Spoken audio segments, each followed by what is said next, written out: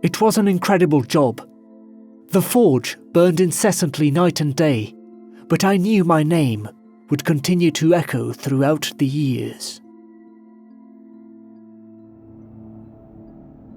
Barisano da Trani forged the bronze door of the cathedral of his city. It is magnificent, stupendous, something that no mortal could have created without God's help.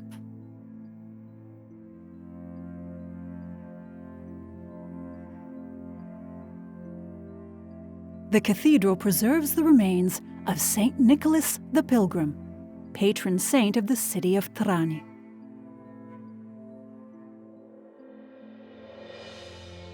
In 1099, the people wanted to honor him with something truly majestic.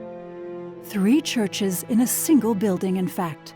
They wanted a high bell tower near the sea as a point of reference, almost a lighthouse for all to see, and it can still be seen as clearly from the sea today as it is from the solid ground.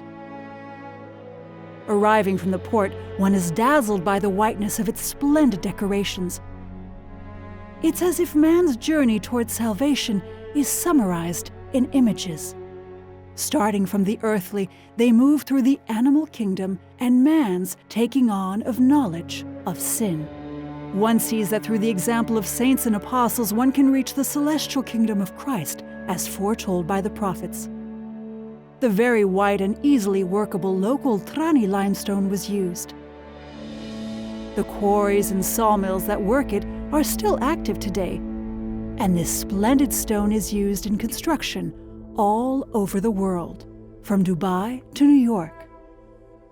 An imposing double flight of stairs leads to the central doorway.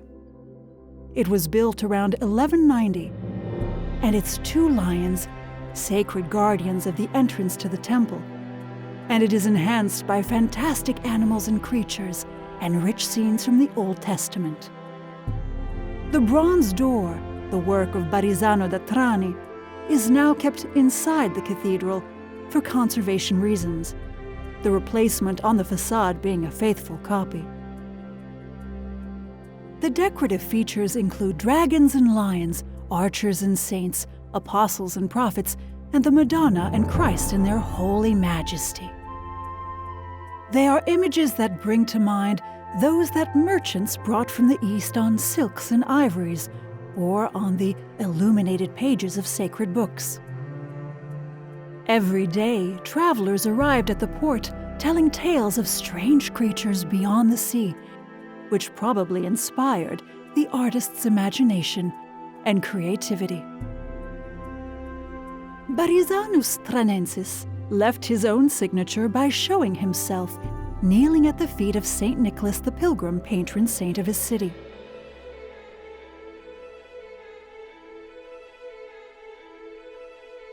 In the crypt of St. Nicholas, the remains of the young Greek boy who passed by on a pilgrimage to Rome are preserved.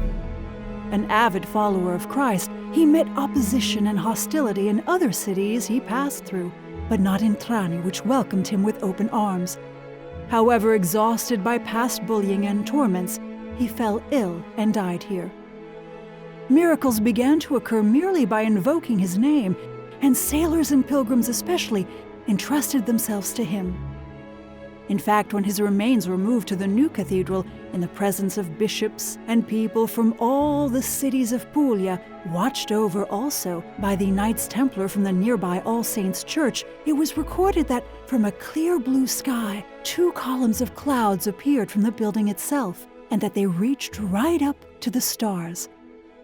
Over the centuries, the 2 crypts and the basilica were entirely frescoed with colorful scenes from the lives of saints, images of the Madonna, and stories from the Bible.